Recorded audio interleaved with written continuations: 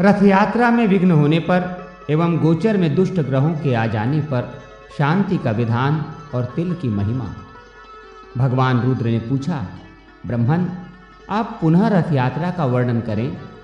ब्रह्मा जी ने कहा, रुद्र, रथ को धीरे धीरे सममार्ग पर चलाया जाए, जिससे रथ को धक्का आदि न लगे। मार्ग की शुद्धि के लिए प्रथम प्रतिहार और दंडनायक उस मार्ग में जाएं। पिंगल, रक्षक, द्वारक, दिंडी तथा लेखक ये भी रथ के साथ साथ चले। इतनी सतर्कता और कुशलता से रथ को ले जाया जाए कि रथ का कोई अंग भंग न हो। रथ का विषादंड टूटने पर ब्राह्मणों को, अक्ष टूटने पर क्षत्रियों को, तुला टूटने पर वैश्यों को, शैया के टूटने पर शूद्रों को भय होता है। युग के भंग से अनावृष्टि, पीठ के भंग से प्रजा को भय, रथ का चक्र टूटने से शत्रु सेना का आगमन, ध्वजा के गिरने से राजभंग तथा प्रतिमा खंडित होने से राजा की मृत्यु होती है। छत्र के टूटने पर युवराज की मृत्यु होती है। इनमें से किसी भी प्रकार का उत्पात होने पर उनके शांति अवश्य करानी चाहिए तथा ब्राह्मण को भोजन और दान देना चाहिए एवं विधि पूर्वक ग्रह शांति करानी चाहिए। रथ के ईशान कोण में वेदी अथवा कुंड बनाकर धृत और समिधाओं से देवता तथा ग्रहों की प्रसन्नता के लिए हवन कराना चाहिए और इन नाम मंत्रों से आहुति देना चाहिए। ओम अग्रये स्वाहा, ओम सोमाय स्वाहा, ओम प्रजापतये स्वाहा इत्यादि। अनंतर शांति एवं कल्याण के लिए इस प्रकार प्रार्थना करनी चाहिए। अपनी जन्म राशि से दुष्ट स्थान में स्थित ग्रहों की प्रसन्नता तथा शांति के लिए ग्रह समिधाओं से हवन करना चाहिए। ये समिधाएं प्रादेश मात्र लंबी होनी चाहिए। सूर्य के लिए अर्क की, चंद्रमा के लिए पलाश की, मंगल के लिए खदिर की, बुध के लिए अपामार्ग की, बृहस्पति के लिए पीपल की, शुक्र के लिए गूलर की, शनि के लिए शमी की, राहु के लिए दुर्वा की और केतु के लिए कुशा की समिधा ही हवन के लिए प्रयोग करना चाहिए। उत्तम गौ, शंख, लाल बैल, सुवर्ण वस्त्र, वस्त्र युगल, श्वेत अश्व, काली गौ, लौह पात्र और छाग ये क्रमशः 9 ग्रहों की दक्षिणा है। गुड़ और भात, घी मिश्रित खीर, हविष्यान्न, शिरान्न, दही भात, धृत, तिल और उड़ के बने पकवान, गुदों वाला फल, चित्रवर्ण का भात एवं कांजी ये क्रमशः 9 ग्रहों के भोजन हैं। जैसे शरीर में कवच पहन लेने से बाण नहीं लगते, वैसे ही ग्रहों की शांति करने से किसी प्रकार का उपघात नहीं होता। अहिंसक, जितेंद्रिय, नियम में स्थित और न्याय से धनार्जन करने वाले पुरुषों पर ग्रहों का सदा अनुग्रह रहता है। यश, धन, संतान की प्राप्ति के लिए, अनावृष्टि होने पर आरोग्य प्राप्ति के लिए तथा सभी उपद्रवों की शांति के लिए ग्रहों की सदा पूजा करनी चाहिए। संतान से रहित, दुष्ट संतान वाली मृतवत्सा, मात्र कन्या संतान वाले स्त्री, संतान दोष की निवृत्ति के लिए, जिसका राज्य नष्ट हो गया हो वो राज्य के लिए, रोगी पुरुष रोग की शांति के लिए अवश्य ग्रहों की शांति करे। ऐसा मनुष्यों ने कहा है। ग्रहों की प्रतिमा ताम्र, स्फटिक, रक्त चंदन, सुवर्ण, चांदी, लोहे और शीशे आदि की बनवाकर अथवा उनके चित्र का निर्माण कराकर जिस ग्रह को जो वर्ण हो उसी रंग के वस्त्र एवं पुष्प उन्हें समर्पित करें। गुग्गुल का धूप सभी को अर्पित करना चाहिए। इत्यादि 9 ग्रहों के अलग अलग मंत्रों से एक एक ग्रह के नाम से समिधा, धृत, शहद और दही की 108 अथवा 28 आहुतियां दें तथा ब्राह्मणों को भोजन कराएं। उन्हें यथाशक्ति दक्षिणा दें। जो ग्रह जिसके गोचर अथवा कुंडली में दुष्ट स्थान पर स्थित हो उसे उस ग्रह की यत्न पूर्वक पूजा करनी चाहिए। महादेव, मैंने इन ग्रहों को ऐसा वर दिया है कि लोगों द्वारा तुम सब पूजित होगे। राजाओं का उत्थान और पतन तथा मनुष्यों का उदय और संपत्तियों का नाश ग्रहों के अधीन है। इसलिए ग्रह शांति अवश्य करनी चाहिए। ग्रह, गाय, राजा, गुरुजन तथा ब्राह्मण पूजन करने वाले व्यक्ति को सब प्रकार का सुख प्रदान करते हैं। इनका अपमान करने से मनुष्य को अनेक प्रकार के दुख मिलते हैं। यज्ञ करने वाले, सत्यवादी, जप, होम, उपवास आदि में तत्पर धर्मात्मा पुरुषों की सभी बाधाएं शांत हो जाती हैं। इस प्रकार से शांति कर रथ को पुनः चलाना चाहिए और शेष मार्गों में घुमाकर अपने स्थान में पहुंच जाने पर रथ स्थित देवताओं की पूजा करनी चाहिए। उत्पात होने पर ग्रहों की शांति के समान ही रथ में स्थित सभी देवताओं की भी पूजा करनी चाहिए। ऐसा करने से सभी तरह के उत्पातों की सब प्रकार से शांति हो जाती है। दुष्ट ग्रहों की शांति के लिए ब्राह्मणों को तिल प्रदान करें अथवा घी के साथ तिलों का हवन करें और देवताओं को धूप दें। तिल देवताओं के लिए स्वाहा रूप अमृत, पितरों के लिए स्वधा रूप अमृत तथा ब्राह्मणों के लिए आश्रय स्वरूप कहे गए हैं। ये तिल कश्यप के अंग से उत्पन्न हुए हैं तथा देवता एवं पितरों को अति प्रिय हैं। स्नान, दान, हवन, तर्पण और भोजन में परम पवित्र माने गए हैं। इस प्रकार ग्रह और देवताओं का पूजन कर भगवान सूर्य की प्रतिमा को रथ से उतारकर मंडल में स्थापित करें। फिर विघ्न बाधाओं की शांति के लिए दीप, जल, जौ, अक्षत, कपास के बीज, नमक तथा धान की भूसी से आरती कर पत्नियों सहित सूर्य नारायण को वेदी के ऊपर स्थापित करें। वहां 10 दिन तक उनकी विधि पूर्वक पूजा करें। 10 दिन तक होने वाली ये पूजा दशाही का पूजा कहलाती है। इस प्रकार पूजन कर फिर भगवान सूर्य नारायण को पूर्व स्थान पर स्थापित करना चाहिए। सूर्य नारायण की रथ यात्रा का फल। ब्रह्मा जी ने कहा, हे महादेव, इस प्रकार अमित ओजस्वी भगवान भास्कर की रथ यात्रा करने वाला और दूसरे से कराने वाला व्यक्ति परार्ध वर्षों ब्रह्मा जी की आधी आयु तक सूर्य लोक में निवास करता है। उस व्यक्ति के कुल में न कोई दरिद्र होता है, न कोई रोगी। सूर्य भगवान के अभ्यंग के लिए घी समर्पण करने वाले तथा अनेक प्रकार का तिलक करने वाले व्यक्ति को सूर्य लोक प्राप्त होता है। गंगा आदि तीर्थों से जल लाकर जो सूर्य नारायण को स्नान कराता है वो वरुण लोक में निवास करता है। लाल रंग का भात और गुड़ का नैवेद्य समर्पित करने वाला व्यक्ति प्रजापति लोक को प्राप्त करता है। भक्ति पूर्वक सूर्य नारायण को स्नान कराकर पूजन कराने वाला व्यक्ति सूर्य लोक में निवास करता है। जो व्यक्ति सूर्य देव को रथ पर चढ़ाता है, रथ के मार्ग को पवित्र करता और पुष्प, तोरण, पताका आदि से अलंकृत करता है, वो वायु लोक में निवास करता है। जो व्यक्ति नृत्य, गीत आदि के द्वारा वृहद उत्सव मनाता है, वो सूर्य लोक को प्राप्त करता है। जब सूर्य देव रथ पर विराजमान होते हैं, उस दिन जागरण करने वाला पुण्यवान व्यक्ति निरंतर आनंद प्राप्त करता है। जो व्यक्ति भगवान सूर्य की सेवा आदि के लिए व्यक्ति को नियोजित करता है, वो सभी कामनाओं को प्राप्त कर सूर्य लोक में निवास करता है। रथारूढ़ भगवान सूर्य का दर्शन करना बड़े ही सौभाग्य की बात है। जब रथ यात्रा उत्तर अथवा दक्षिण दिशा की ओर होती है, उस समय दर्शन करने वाला व्यक्ति धन्य है। जिस दिन रथ यात्रा हो उसके साल भर बाद उसी दिन पुनः रथ यात्रा करनी चाहिए। यदि वर्ष के बाद रथ यात्रा न करा सके तो 12वें वर्ष अतिशय उत्साह के साथ उत्सव संपन्न कर यात्रा संपन्न करानी चाहिए। बीच में यात्रा नहीं करनी चाहिए। इसी प्रकार इंद्रध्वज के उत्सव में भी यदि विघ्न हो जाए तो 12वें वर्ष में ही उसे संपन्न करना चाहिए। जो व्यक्ति रथ यात्रा की व्यवस्था करता है वो इंद्रादि लोकपाल के सायुज्य को प्राप्त करता है।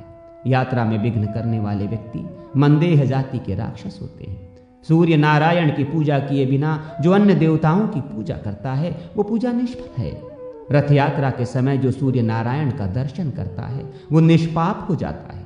षष्ठी, सप्तमी, पूर्णिमा, अमावास्या और रविवार के दिन दर्शन करने से बहुत पुण्य होता है। आषाढ़, कार्तिक और माघ की पूर्णिमा को दर्शन करने से अत्यंत पुण्य होता है। इन 3 मासों में भी रथ यात्रा करनी चाहिए। इनमें भी कार्तिक पूर्णिमा को विशेष फलदायक होने से महाकार्तिकी कहा गया है। इन समयों में उपवास कर जो भक्ति पूर्वक भगवान सूर्य की पूजा करता है उस सद्गति को प्राप्त करता है। संसार पर अनुग्रह करने के लिए प्रतिमा में स्थित होकर सूर्यदेव स्वयं पूजन ग्रहण करते हैं। जो व्यक्ति मुंडन कराकर स्नान, जप, होम, दान आदि करता है वो दीक्षित होता है। सूर्य भक्त को अवश्य ही मुंडन कराना चाहिए। जो व्यक्ति इस प्रकार दीक्षित होकर सूर्य नारायण की आराधना करता है वो परम गति को प्राप्त करता है। महादेव जी, इस रथ यात्रा के विधान का मैंने वर्णन किया, इसे जो पढ़ता है, सुनता है, वो सभी प्रकार के रोगों से मुक्त हो जाता है और विधि पूर्वक रथ यात्रा का संपादन करने वाला व्यक्ति सूर्यलोक को जाता है। रथ सप्तमी तथा भगवान सूर्य की महिमा का वर्णन। ब्रह्मा जी बोले, हे रुद्र, माघ मास के शुक्ल पक्ष की षष्ठी तिथि को उपवास करके गंधादि उपचारों से भगवान सूर्य नारायण की पूजा कर रात्रि में उनके सम्मुख शयन करें। सप्तमी में प्रातः काल विधि पूर्वक पूजा करें और उदारता पूर्वक ब्राह्मणों को भोजन कराएं। इस प्रकार 1 वर्ष तक सप्तमी को व्रत कर रथ यात्रा करें। कृष्ण पक्ष में तृतीया तिथि को एक भुक्त, चतुर्थी को नक्त व्रत, पंचमी को अयाचित व्रत, षष्ठी को पूर्ण उपवास तथा सप्तमी को पारण करें। रथस्थ भगवान सूर्य की भली भांति पूजा कर सुवर्ण तथा रत्नादि से अलंकृत तथा तोरण पताक आदि से सुसज्जित रथ में सूर्य नारायण की प्रतिमा स्थापित कर ब्राह्मण की पूजा करके उसका दान कर दें। स्वर्ण के अभाव में चांदी, ताम्र, आटे आदि का रथ बनाकर आचार्य को दान करें। महादेव, ये माघ सप्तमी बहुत उत्तम तिथि है। पापों का हरण करने वाले इस रथ सप्तमी को भगवान सूर्य के निमित्त किया गया स्नान, दान, होम, पूजा आदि सत्कर्म 1000 गुना फलदायक हो जाता है। जो कोई भी इस व्रत को करता है वो अपने अभिष्ट मनोरथ को प्राप्त करता है। इस सप्तमी के महात्मा का भक्ति पूर्वक श्रवण करने वाला व्यक्ति ब्रह्महत्या के पाप से मुक्त हो जाता है। सुमंतु मुनि ने कहा, राजन, इस प्रकार रथ यात्रा का विधान बताकर ब्रह्मा जी अपने लोक को चले गए और रुद्र देवता भी अपने धाम चले गए। अब आप और क्या सुनना चाहते हैं, ये बताएं। राजा शतानिक ने कहा, हे महाराज, सूर्य देव के प्रभाव का मैं कहाँ तक वर्णन करूं।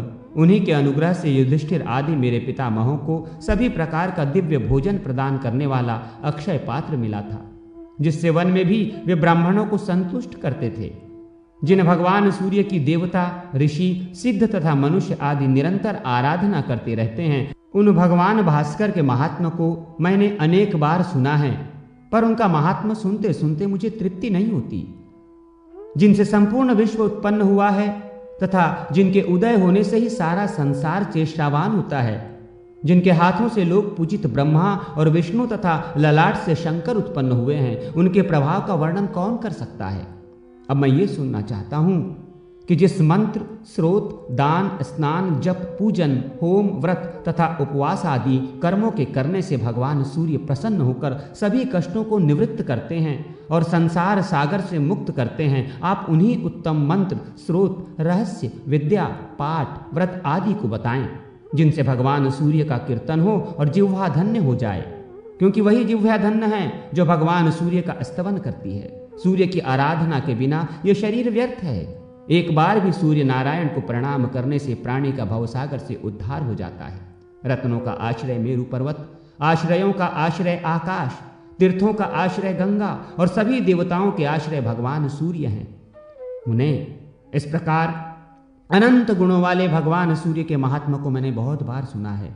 देवगण भी भगवान सूर्य की ही आराधना करते हैं, ये भी मैंने सुना है। अब मेरा यही दृढ़ संकल्प है कि संपूर्ण प्राणियों के हृदय में निवास करने वाले तथा स्मरण मात्र से समस्त पाप तापों को दूर करने वाले भगवान सूर्य की भक्ति पूर्वक उपासना कर मैं भी संसार से मुक्त हो जाऊं।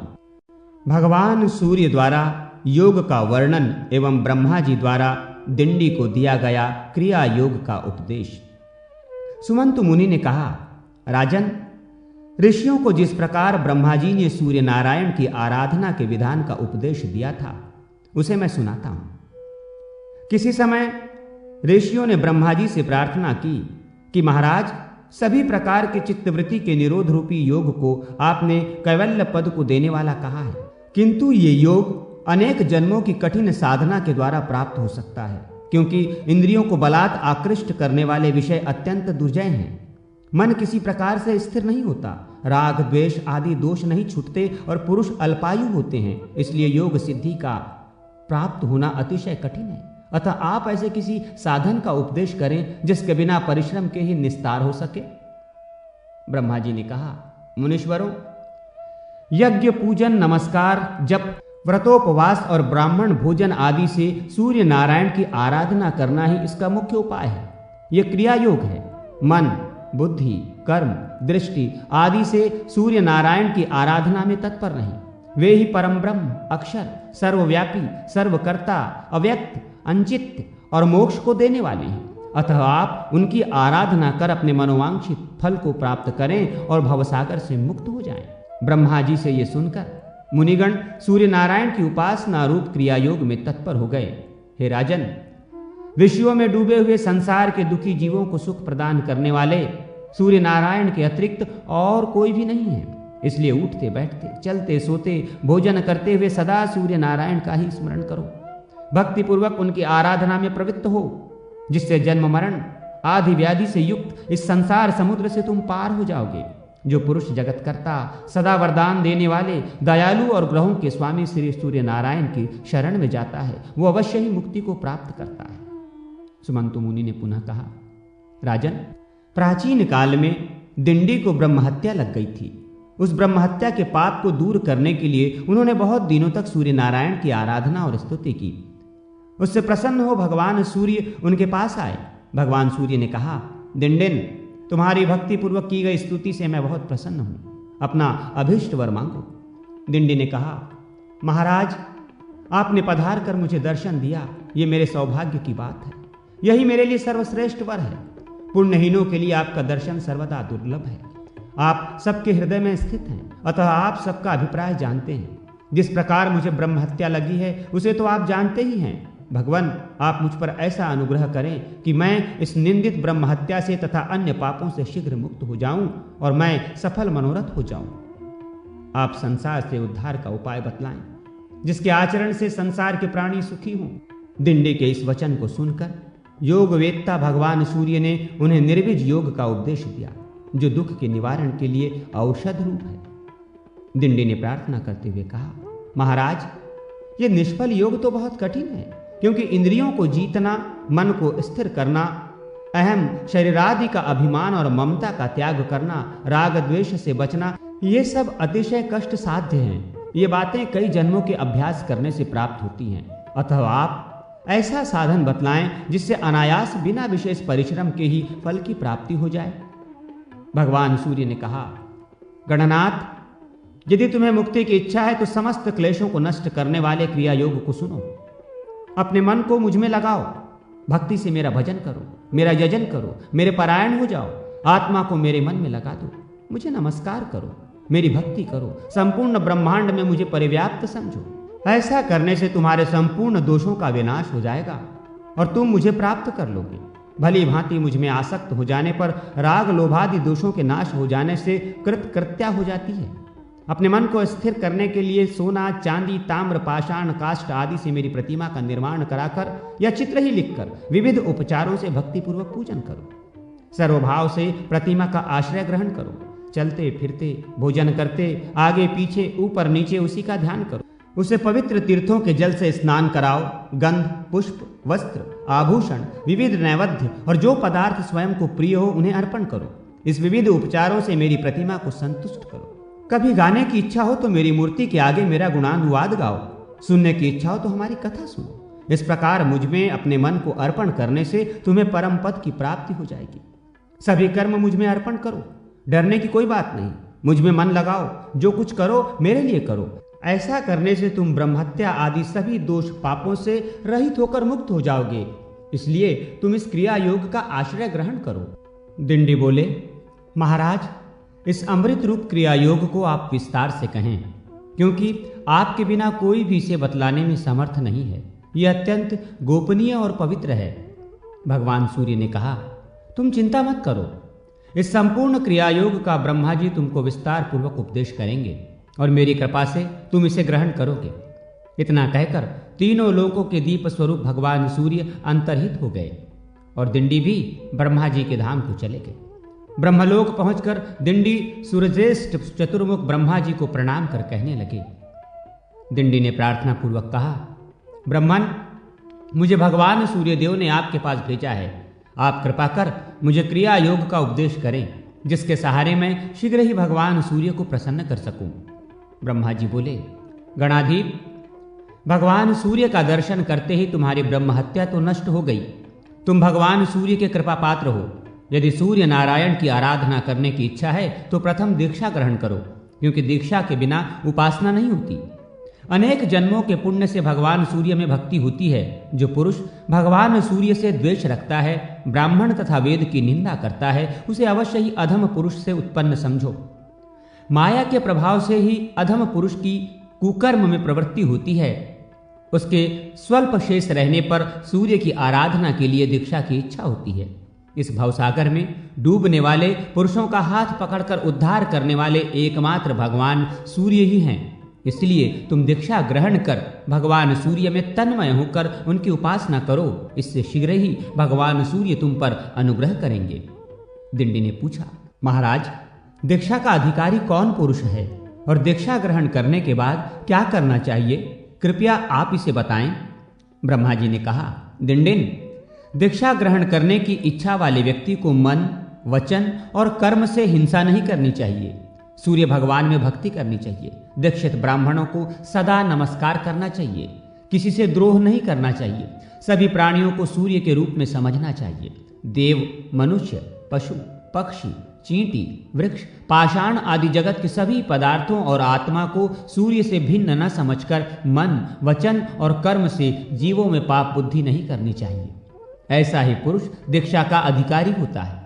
जो गति सूर्य नारायण की आराधना से प्राप्त होती है वो न तो तप से मिलती है और न बहुत दक्षिणा वाले यज्ञों के करने से।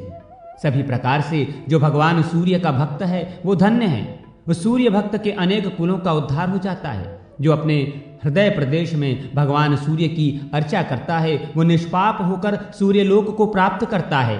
सूर्य का मंदिर बनाने वाला अपनी 7 पीढ़ियों को सूर्यलोक में निवास कराता है और जितने वर्षों तक मंदिर में पूजा होती है उतने 1000 वर्षों तक वो सूर्यलोक में आनंद का भोग करता है। निष्काम भाव से सूर्य की उपासना करने वाला व्यक्ति मुक्ति को प्राप्त करता है। जो उत्तम लेप, सुंदर पुष्प, अतिशय सुगंधित धूप प्रतिदिन सूर्य नारायण को अर्पित करता है वो यज्ञ के फल को प्राप्त करता है। यज्ञ में बहुत सामग्रियों की अपेक्षा रहती है, इसलिए मनुष्य यज्ञ नहीं कर सकते, परंतु भक्ति पूर्वक दुर्वा से भी सूर्य नारायण की पूजा करने से यज्ञ करने से भी अधिक फल की प्राप्ति हो जाती है। दिंडिन, गंध, पुष्प, धूप, वस्त्र, आभूषण तथा विविध प्रकार के नैवेद्य जो भी प्राप्त हों और तुम्हें जो प्रिय हो उन्हें भक्ति पूर्वक सूर्य नारायण को निवेदित करो। तीर्थ के जल, दही, दूध, धृत, शर्करा और शहद से उन्हें स्नान कराओ। गीत, वाद्य, नृत्य, स्तुति, ब्राह्मण भोजन, हवन आदि से भगवान को प्रसन्न करो, किंतु सभी पूजाएं भक्ति पूर्वक होनी चाहिए। मैंने भगवान सूर्य की आराधना करके ही सृष्टि की है। विष्णु उनके अनुग्रह से ही जगत का पालन करते हैं और रुद्र ने उनकी प्रसन्नता से ही संहार शक्ति प्राप्त की है। ऋषिगण भी उनके ही कृपा प्रसाद को प्राप्त कर मंत्रों का साक्षात्कार करने में समर्थ होते हैं।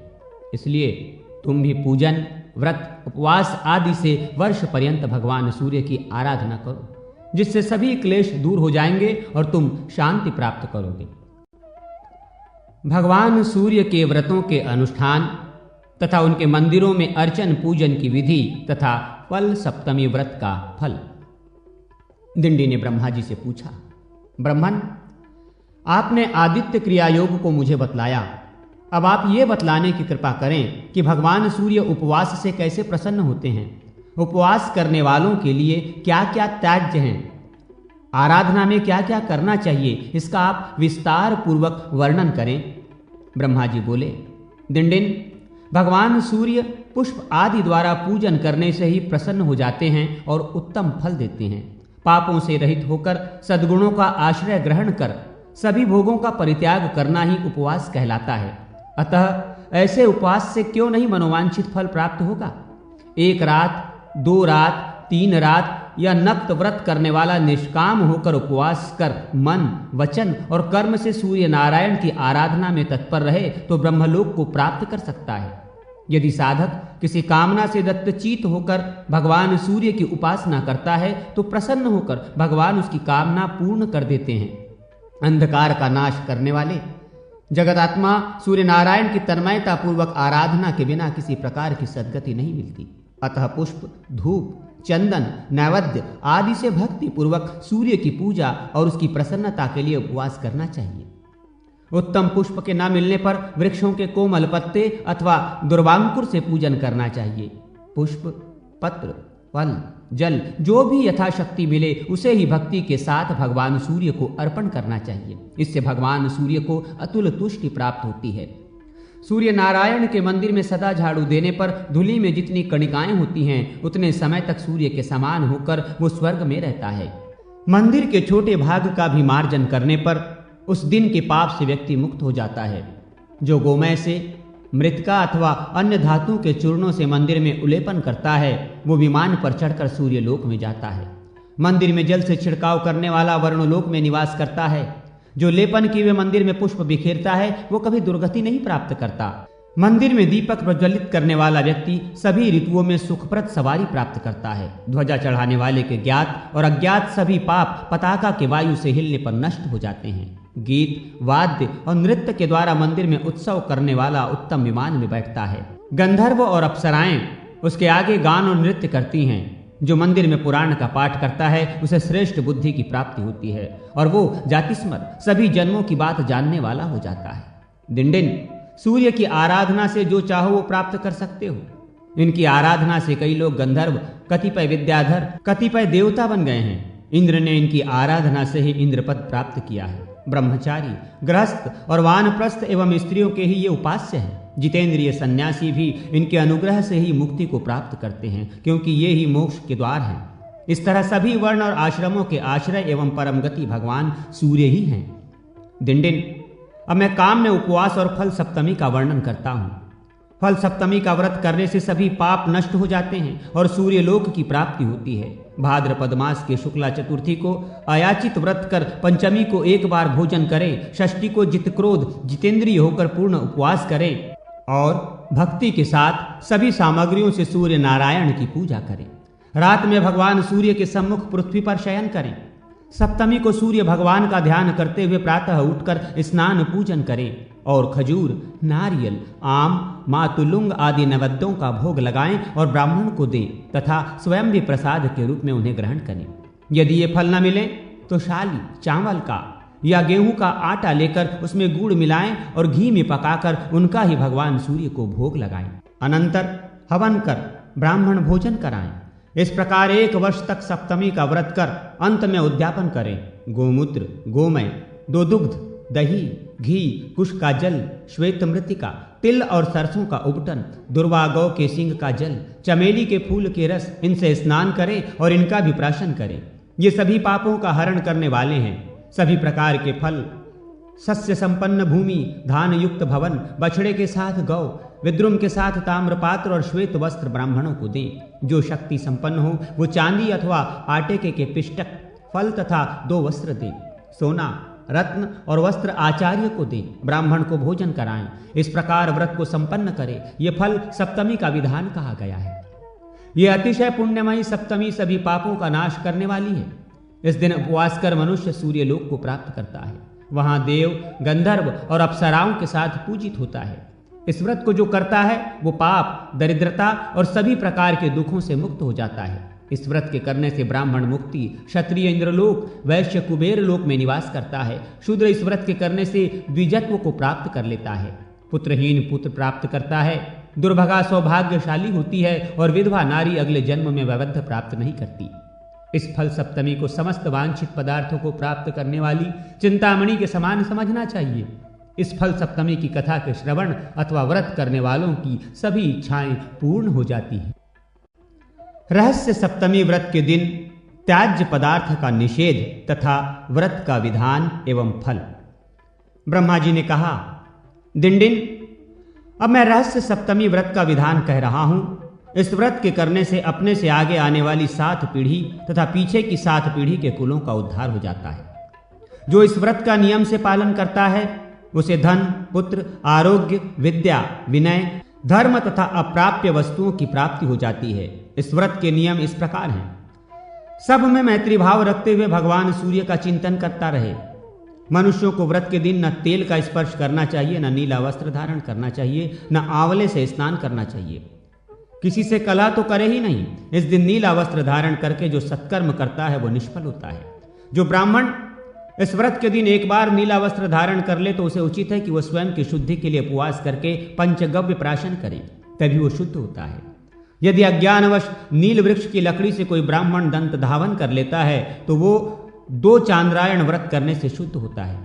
इस दिन रोमकूप में नीले रंग के प्रवेश करने मात्र से ही 3 कृच्छ चांद्र नारायण व्रत करने से शुद्धि होती है। जो व्यक्ति प्रमादवश नील वृक्ष के उद्यान में चला जाता है वो पंचगव्य प्राशन से ही शुद्ध होता है। जहां नील एक बार बोई जाती है वो भूमि 12 वर्ष तक अपवित्र रहती है। रहस्य सप्तमी व्रत के दिन जो तेल का स्पर्श करता है उसकी प्रिय भार्या नष्ट हो जाती है, अतः तैल का स्पर्श नहीं करना चाहिए। स्थिति को किसी के साथ द्रोह और क्रूरता भी करना उचित नहीं। इस दिन गीत गाना, नृत्य करना, वीणादि वाद्य यंत्र बजाना, शव देखना, व्यर्थ में हंसना, स्त्री के साथ शयन करना, दृत कीड़ा, रोना, दिन में सोना, असत्य बोलना, दूसरे के अनिष्ट का चिंतन करना, किसी भी जीव को कष्ट देना, अत्यधिक भोजन करना, गली कूचों में घूमना, दंभ, शोक, शठता तथा क्रूरता, इन सब का प्रयत्न पूर्वक परित्याग कर देना चाहिए। इस व्रत का आरंभ चैत्र मास से करना चाहिए। व्रत करने वाले मनुष्य को चाहिए कि वो चैत्रादि मासों में धाता, अर्यमा, मित्र, वरुण, इंद्र, विवस्वान, पर्जन्य, पूषा, भग, त्वष्टा, विष्णु तथा भास्कर इन 12 सूर्यों का क्रमशः पूजन करे। प्रत्येक सप्तमी के दिन भोजक ब्राह्मण को घी के साथ भोजन कराकर उसे धृत सहित पात्र, 1 माशा सुवर्ण और दक्षिणा देनी चाहिए। यदि भोजक न मिल सके तो श्रेष्ठ ब्राह्मण को ही भोजक की भांति भोजन कराकर वही वस्तुएं दान में देनी चाहिए। हे दिंडिन, इस प्रकार मैंने सप्तमी के इस महात्मा का वर्णन किया जिसके श्रवण मात्र से भी सभी पाप नष्ट हो जाते हैं और सूर्य लोक की प्राप्ति होती है। सुमंतु बोले, राजन, इतना कहकर ब्रह्मा जी अंतर्ध्यान हो गए और दिंडी भी उनके साथ बताए गए इस व्रत के अनुसार सूर्य नारायण का पूजन करके अपने मनोवांछित फल को प्राप्त करने में सफल हुए और भगवान सूर्य के अनुचर हो गए। शंख एवं द्विज, वशिष्ठ एवं सांब तथा याज्ञवल्क्य और ब्रह्मा के संवाद में आदित्य की आराधना का महात्म कथन। भगवान सूर्य की ब्रह्म रूपता। राजा शतानिक ने कहा, मुने, आप भगवान सूर्य नारायण के प्रभाव का और भी वर्णन करें। आपकी अमृतमयी वाणी सुन सुनकर मुझे तृप्ति नहीं हो रही है। सुमंतु जी ने कहा, राजन, इस विषय में शंख और द्विज का जो संवाद हुआ है उसे आप सुने, जिसे सुनकर मानव संपूर्ण पापों से मुक्त हो जाता है। एक अत्यंत रमणीय आश्रम था जिसमें सभी वृक्ष फलों के भार से झुक रहे थे। कहीं मृग अपनी सींगों से परस्पर एक दूसरे के शरीर में खुजला रहे थे। किसी दिशा में मयूरों का नृत्य और भ्रमरों की मधुर ध्वनि का गुंजार हो रहा था। ऐसे मनोहारी आश्रम में अनेक तपस्वियों से सेवित भगवान सूर्य के अनन्य भक्त शंख नाम के एक मुनि रहते थे। एक बार भोजक कुमारों ने मुनि के समीप जाकर विनय पूर्वक अभिवादन कर निवेदन किया, महाराज, वेदों के विषय में हमें संदेह है, आप उसका निवारण करें। उन विनयी भोजकों की इस प्रार्थना को सुनकर प्रसन्न हुए शंख मुनि उन सभी को वेदाध्ययन कराने लगे। एक दिन वे सभी कुमार वेद का अध्ययन कर रहे थे। उसी समय परम तपस्वी द्विज नाम के एक श्रेष्ठ मुनि वहां आए। अमित तेजस्वी उस शंख मुनि ने उनकी विधिवत अर्चना की और उन्हें आसन पर बैठाया। उन कुमारों ने भी उनकी वंदना की, जिससे द्विज बहुत प्रसन्न हुए। शंख मुनि ने उन भोजक कुमारों से कहा, शिष्ट पुरुष के आगमन से अनध्याय होता है, अतः तुम सब इस समय अपना अपना अध्ययन समाप्त करो। ये सुनते ही कुमारों ने अपने अपने ग्रंथ बंद कर दिए। द्विज ने शंख मुनि से पूछा, ये बालक कौन हैं और क्या पढ़ते हैं? शंख मुनि ने कहा, महाराज, ये भोजक कुमार हैं। सूत्र और कल्प के साथ चारों वेद, सूर्य नारायण के पूजन और हवन का विधान, प्रतिष्ठा विधि, रथ यात्रा की रीति तथा सप्तमी तिथि के कल्प का ये अध्ययन कर रहे हैं। द्विज ने पुनः पूछा, मुने, सप्तमी व्रत का क्या विधान है और भगवान सूर्य के अर्चन की क्या विधि है? सूर्य मंदिर में गंध, पुष्प, दीप आदि देने से क्या फल प्राप्त होता है? किस व्रत, नियम और दान से भगवान सूर्य प्रसन्न होते हैं? उन्हें कौन से पुष्प, धूप तथा उपहार दिए जाते हैं? ये सब मैं सुनना चाहता हूं, इसे आप बताएं। सूर्य नारायण के महात्मा की भी विशेष रूप से चर्चा करें। शंख मुनि ने कहा, इस प्रसंग में मैं महाराज सांब और महर्षि वशिष्ठ के संवाद का वर्णन कर रहा हूं। एक बार सांब महर्षि वशिष्ठ के पवित्र आश्रम पर गए। वहां जाकर उन्होंने नियतात्मा वशिष्ठ के चरणों में प्रणाम किया और वे हाथ जोड़कर विनीत भाव से खड़े हो गए। महर्षि वशिष्ठ ने भी उनके भक्ति भाव को देखकर प्रसन्न मन से उनसे पूछा। वशिष्ठ बोले, सांब, तुम्हारा तो संपूर्ण शरीर भयंकर कुष्ठ रोगों से विदीर्ण हो गया था। ये सर्वथा रोग मुक्त कैसे हुआ और तुम्हारे शरीर की दिव्य कांति एवं शोभा कैसे बढ़ गई? ये सब मुझे बताओ। सांब ने कहा, महाराज, मैंने भगवान सूर्य नारायण की आराधना उनके सहस्र नामों द्वारा की है। उसी आराधना के प्रभाव से उन्होंने प्रसन्न होकर मुझे साक्षात दर्शन दिया है और उनसे मुझे वर की भी प्राप्ति हुई है। वशिष्ठ ने पुनः पूछा, तुमने किस विधि से सूर्य की आराधना की है? तुम्हें किस व्रत, तप अथवा दान से उनका साक्षात दर्शन हुआ? ये सब विस्तार से बतलाओ। सांब ने कहा, महाराज, जिस विधि से मैंने भगवान सूर्य को प्रसन्न किया है वो समस्त वृत्तांत आप ध्यान पूर्वक सुने। आज से बहुत पहले मैंने अज्ञानवश दुर्वासा मुनि का उपहास किया था। इसलिए क्रोध में आकर उन्होंने मुझे कुष्ठ रोग से ग्रस्त होने का शाप दे दिया, जिससे मैं कुष्ठ रोगी हो गया। तब अत्यंत दुखी एवं लज्जित होते हुए मैंने अपने पिता भगवान श्री कृष्ण के पास जाकर निवेदन किया, तात, मैं दुर्वासा मुनि के शाप से कुष्ठ रोग से ग्रस्त होकर अत्यधिक पीड़ित हो रहा हूं। मेरा शरीर गलता जा रहा है, कंठ का स्वर भी बैठता जा रहा है, पीड़ा से प्राण निकल रहे हैं। वैद्यों आदि के द्वारा उपचार कराने पर भी मुझे शांति नहीं मिलती। अब आपकी आज्ञा प्राप्त कर मैं प्राण त्यागना चाहता हूं, अतः आप मुझे यह आज्ञा देने की कृपा करें जिससे मैं इस कष्ट से मुक्त हो सकूं। मेरा यह दीन वचन सुनकर उन्हें बड़ा दुख हुआ और उन्होंने क्षण भर विचार कर मुझसे कहा, पुत्र, धैर्य धारण करो, चिंता मत करो, क्योंकि जैसे सूखे तिनके को आग जलाकर भस्म कर देती है, वैसे ही चिंता करने से रोग और अधिक कष्ट देता है। भक्ति पूर्वक तुम देव आराधन करो, उससे सभी रोग नष्ट हो जाएंगे। पिता के ऐसे वचन सुनकर मैंने पूछा, तात, ऐसा कौन देवता है जिसकी आराधना करने से इस भयंकर रोग से मैं मुक्त पा सकूं? भगवान श्री कृष्ण बोले, पुत्र, एक समय की बात है। योगी श्रेष्ठ याज्ञवल्क्य मुनि ने ब्रह्मलोक में जाकर पद्मयोनि ब्रह्मा जी को प्रणाम किया और उनसे पूछा कि महाराज, मोक्ष प्राप्त करने के इच्छुक प्राणी को किस देवता की आराधना करनी चाहिए? अक्षय स्वर्ग की प्राप्ति किस देवता की उपासना करने से होती है? ये चराचर विश्व किससे उत्पन्न हुआ है और किस में लीन होता है? इन सब का आप वर्णन करें। ब्रह्मा जी बोले, महर्षि, आपने बहुत अच्छा प्रश्न पूछा है। ये सुनकर मैं बहुत प्रसन्न हूं। मैं आपके प्रश्नों का उत्तर दे रहा हूं, इसे ध्यान पूर्वक सुने। जो देवश्रेष्ठ अपने उदय के साथ ही समस्त जगत का अंधकार नष्ट कर तीनों लोकों को प्रतिभाषित कर देते हैं, वे अजर अमर अव्यय शाश्वत अक्षय शुभ अशुभ के जानने वाले कर्म साक्षी सर्वदेवता और जगत के स्वामी हैं। उनका मंडल कभी क्षय नहीं होता। वे पितरों के पिता, देवताओं के भी देवता, जगत के आधार, सृष्टि स्थिति तथा संहार करता है। योगी पुरुष वायु रूप होकर जिनमें लीन हो जाते हैं, जिनकी सहस्त्र रश्मियों में मुनि, सिद्धगण और देवता निवास करते हैं। जनक, व्यास, शुकदेव, बालखिल्य आदि ऋषिगण, पंचशिख आदि योगीगण जिनके प्रभामंडल में प्रविष्ट हुए हैं, ऐसे वे प्रत्यक्ष देवता सूर्य नारायण ही हैं।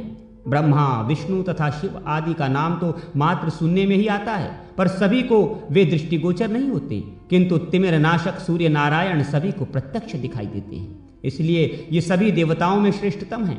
अतः याज्ञवल्क्य, आपको भी सूर्य नारायण के अतिरिक्त अन्य किसी देवता की उपासना नहीं करनी चाहिए। इन प्रत्यक्ष देवता की आराधना करने से सभी फल प्राप्त हो सकते हैं। याज्ञवल्क्य मुनि ने कहा, महाराज, आपने मुझे बहुत ही उत्तम उपदेश दिया है जो बिल्कुल सत्य है। मैंने पहले भी बहुत बार सूर्य नारायण के महात्मा को सुना है, जिनके दक्षिण अंग से विष्णु, वाम अंग से स्वयं आप और ललाट से रुद्र उत्पन्न हुए हैं। उनकी तुलना और कौन देवता कर सकते हैं? उनके गुणों का वर्णन भला किन शब्दों में किया जा सकता है? अब मैं उनकी इस आराधना विधि को सुनना चाहता हूं, जिसके द्वारा मैं संसार सागर को पार कर जाऊं। वे कौन से व्रत, उपवास, दान, होम, जप आदि हैं जिनके करने से सूर्य नारायण प्रसन्न होकर समस्त कष्टों को दूर कर देते हैं? ये सब आप बतलाने की कृपा करें, क्योंकि प्राणियों द्वारा धर्म, अर्थ तथा काम की प्राप्ति के लिए जो चेष्टाएं की जाती हैं, उनमें वही चेष्टा सफल होती है जो भगवान सूर्य का आश्रय ग्रहण कर अनुष्ठित होती हो। अन्यथा वे सभी क्रियाएं व्यर्थ हैं। इस अपार घोर संसार सागर में निमग्न प्राणियों द्वारा एक बार भी किया गया सूर्य नमस्कार मुक्ति को प्राप्त करा देता है। भक्ति भाव से परिपूर्ण याज्ञवल्क्य के इन वचनों को सुनकर ब्रह्मा जी प्रसन्न हो उठे और वे कहने लगे कि याज्ञवल्क्य, आपने सूर्य नारायण की आराधना का जो उपाय पूछा है उसका मैं वर्णन कर रहा हूं, एकाग्र चित्त होकर आप सुने। ब्रह्मा जी बोले, आदि और अंत से रहित सर्वव्याप्त परम ब्रह्म अपनी लीला से प्रकृति पुरुष रूप धारण करके संसार को उत्पन्न करने वाले अक्षर, सृष्टि रचना के समय ब्रह्मा, पालन के समय विष्णु और संहार काल में रुद्र का रूप धारण करने वाले सर्वदेवमय पूज्य भगवान सूर्य नारायण ही हैं। अब मैं भेदाभेद स्वरूप उन भगवान सूर्य को प्रणाम करके उनकी आराधना का वर्णन करूंगा। यह अत्यंत गुप्त है, जिसे प्रसन्न होकर भगवान भास्कर ने मुझसे कहा था। ब्रह्मा जी पुनः बोले, याज्ञवल्क्य, एक बार मैंने भगवान सूर्य नारायण की स्तुति की। उस स्तुति से प्रसन्न होकर वे प्रत्यक्ष प्रकट हुए। तब मैंने उनसे पूछा कि महाराज, वेद वेदांगों में और पुराणों में आपका ही प्रतिपादन हुआ है। आप शाश्वत अज तथा परम ब्रह्म स्वरूप हैं। ये जगत आप में ही स्थित है।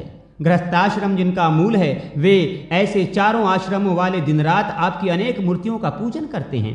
आप ही सबके माता पिता और पूज्य हैं। आप किस देवता का ध्यान एवं पूजन करते हैं? मैं इसे नहीं समझ पा रहा हूं, इसे मैं सुनना चाहता हूं। मेरे मन में बड़ा कौतूहल है। भगवान सूर्य ने कहा, ब्रह्मन, यह अत्यंत गुप्त बात है, किंतु आप मेरे परम भक्त हैं, इसलिए मैं इसका यथावत वर्णन कर रहा हूं। वे परमात्मा सभी प्राणियों में व्याप्त, अचल, नित्य, सूक्ष्म और इंद्रियातीत हैं। उन्हें क्षेत्रज्ञ, पुरुष, हिरण्यगर्भ, महान, प्रधान तथा बुद्धि आदि अनेक नामों से अभिहित किया जाता है। जो तीन लोगों के एकमात्र आधार हैं, वे निर्गुण होकर भी अपनी इच्छा से सगुण हो जाते हैं। सबके साक्षी हैं, स्वतः कोई कर्म नहीं करते और न तो कर्मफल की प्राप्ति से संलग्न रहते हैं। वे परमात्मा सबोर सिर, नेत्र, हाथ, पैर, नासिका, कान तथा मुख वाले हैं। वे समस्त जगत को आच्छादित करके अवस्थित हैं तथा सभी प्राणियों में स्वच्छंद होकर आनंद पूर्वक विचरण करते हैं। शुभाशुभ कर्मरूप बीज वाला शरीर क्षेत्र कहलाता है। इसे जानने के कारण परमात्मा क्षेत्रज्ञ कहलाते हैं। वे अव्यक्त पूर्व में शयन करने से पुरुष, बहुत रूप धारण करने से विश्वरूप और धारण पोषण करने के कारण महापुरुष कहे जाते हैं। ये ही अनेक रूप धारण करते हैं।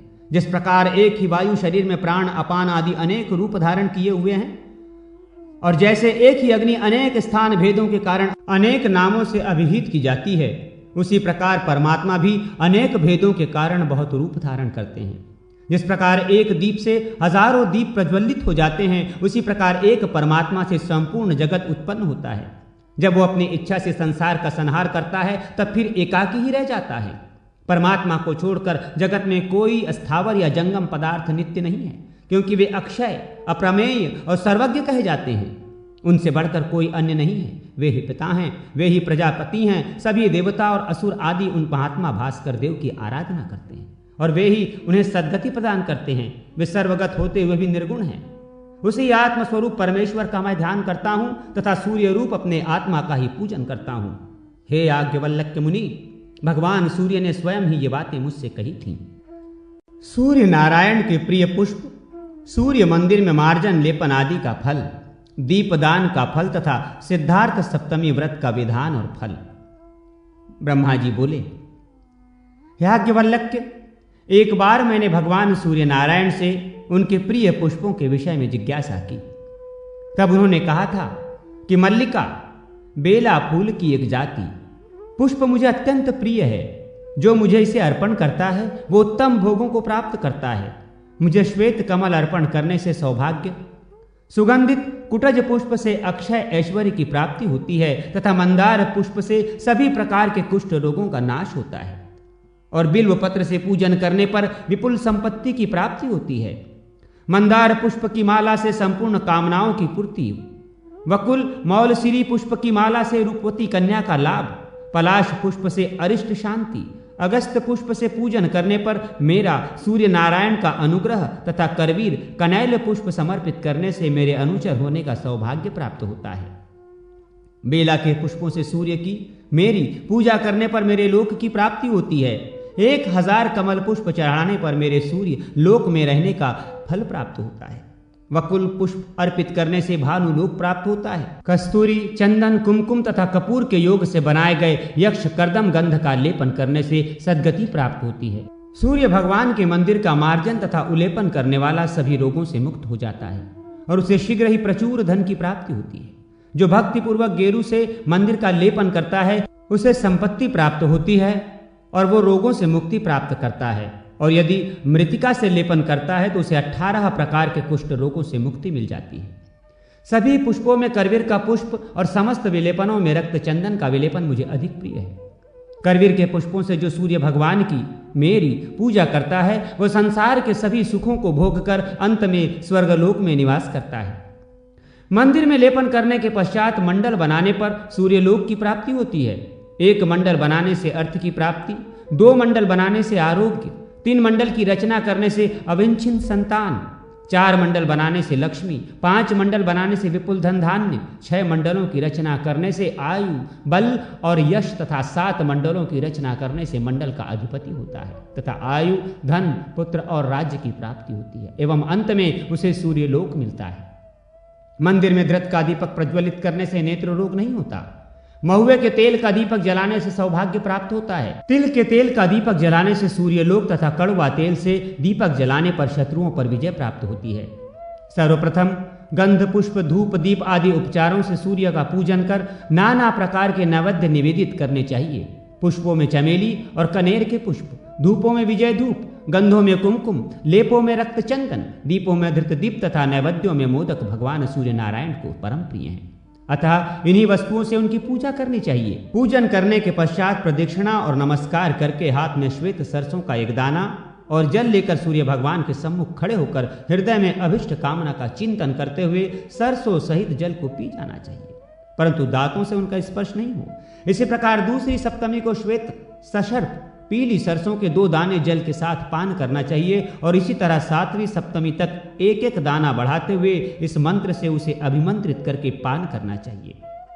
तदनंतर शास्त्रोक्त रीति से जप और हवन करना चाहिए। यह भी विधि है कि प्रथम सप्तमी के दिन जल के साथ सिद्धार्थ सरसों का पान करें, दूसरी सप्तमी को धृत के साथ और आगे शहद, दही, दूध, गोमय और पंचगव्य के साथ क्रमशः 1-1 सिद्धार्थ बढ़ाते हुए 7वीं सप्तमी तक सिद्धार्थ का पान करें।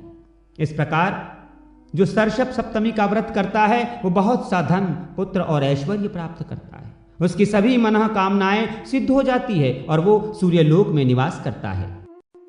शुभाशुभ स्वप्न और उनके फल। ब्रह्मा जी बोले, याज्ञवल्क्य, जो व्यक्ति सप्तमी में उपवास करके विधि पूर्वक सूर्य नारायण का पूजन, जप एवं हवन आदि क्रियाएं संपन्न कर रात्रि के समय भगवान सूर्य का ध्यान करते हुए शयन करता है, तब उसे रात्रि में जो स्वप्न दिखाई देते हैं उन स्वप्न फलों का मैं अब वर्णन कर रहा हूं। यदि स्वप्न में सूर्य का उदय, इंद्रध्वज और चंद्रमा दिखाई दे तो सभी समृद्धियां प्राप्त होती हैं। माला पहने व्यक्ति, गाय या वंशी की आवाज, श्वेत कमल, चामर, दर्पण, सोना, तलवार, पुत्र की प्राप्ति, रुधिर का थोड़ा या अधिक मात्रा में निकलना तथा पान करना, ऐसा स्वप्न देखने से ऐश्वर्य की प्राप्ति होती है। दृत्ताक्त प्रजापति के दर्शन से पुत्र प्राप्ति का फल होता है। स्वप्न में प्रशस्त वृक्ष पर चढ़े अथवा अपने मुख में महिषी, गौ या सिंहनी का दोहन करें तो शीघ्र ही ऐश्वर्य प्राप्त होता है। सोने या चांदी के पात्र में अथवा कमल पत्र में जो स्वप्न में खीर खाता है उसे बल की प्राप्ति होती है। धूत, वाद तथा युद्ध में विजय प्राप्ति का जो स्वप्न देखता है वो सुख प्राप्त करता है। स्वप्न में जो अग्निपान करता है उसके जठराग्नि की वृद्धि होती है। यदि स्वप्न में उसके अंग प्रज्वलित होते दिखाई दें और सिर में पीड़ा हो तो संपत्ति मिलती है। श्वेत वर्ण के वस्त्र, माला और प्रशस्त पक्षी का दर्शन शुभ होता है।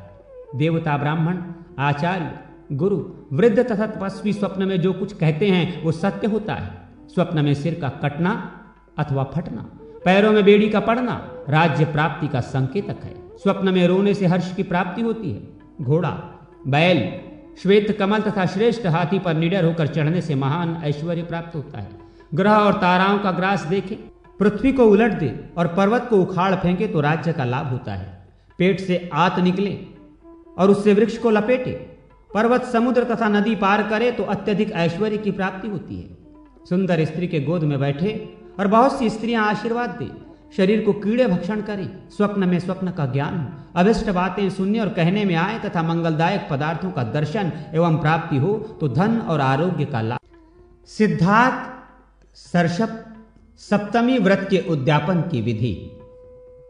ब्रह्मा जी बोले, याज्ञवल्क्य, सिद्धार्थ सप्तमी के व्रत के अनंतर दूसरे दिन स्नान पूजन जप तथा हवन आदि करके भोजक, पुराण वेत्ता और वेद पारंगत ब्राह्मणों को भोजन कराकर लाल वस्त्र, दूध देने वाली गाय, उत्तम भोजन तथा जो जो पदार्थ अपने को प्रिय हों वे सब मध्याह्न काल में भोजकों को दान देने चाहिए।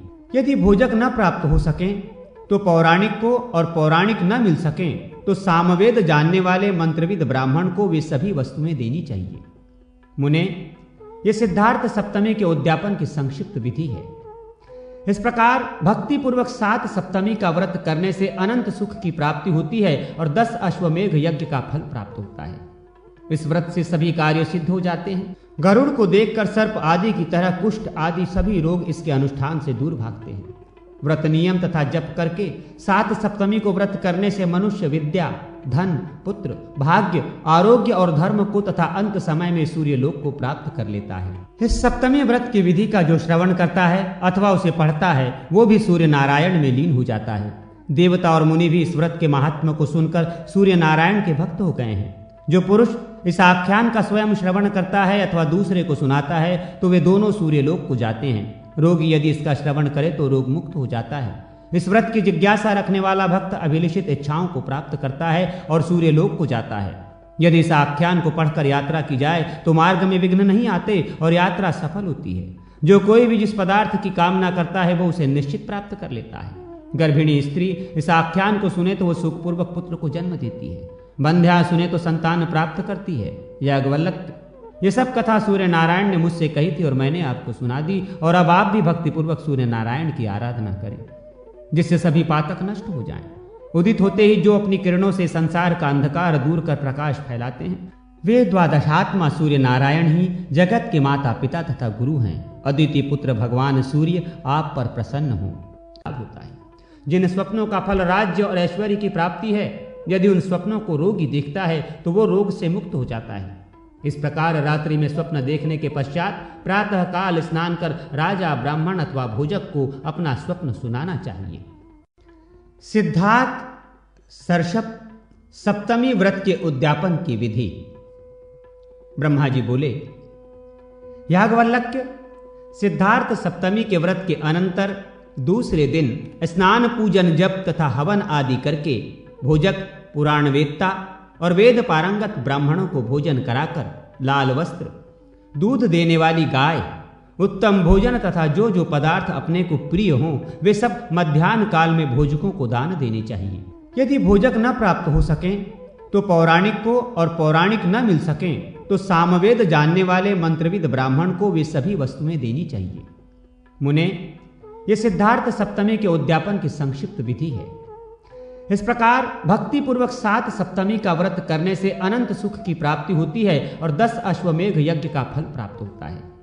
इस व्रत से सभी कार्य सिद्ध हो जाते हैं। गरुड़ को देखकर सर्प आदि की तरह कुष्ठ आदि सभी रोग इसके अनुष्ठान से दूर भागते हैं।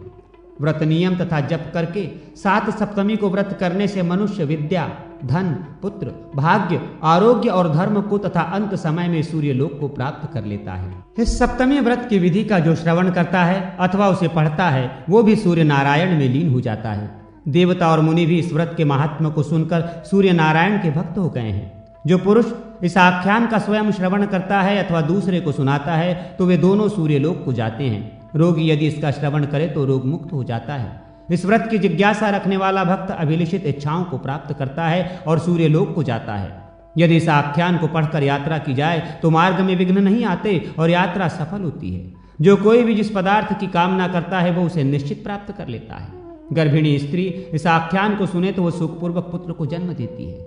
बंध्या सुने तो संतान प्राप्त करती है। याज्ञवल्क्य, ये सब कथा सूर्य नारायण ने मुझसे कही थी और मैंने आपको सुना दी, और अब आप भी भक्तिपूर्वक सूर्य नारायण की आराधना करें जिससे सभी पातक नष्ट हो जाएं।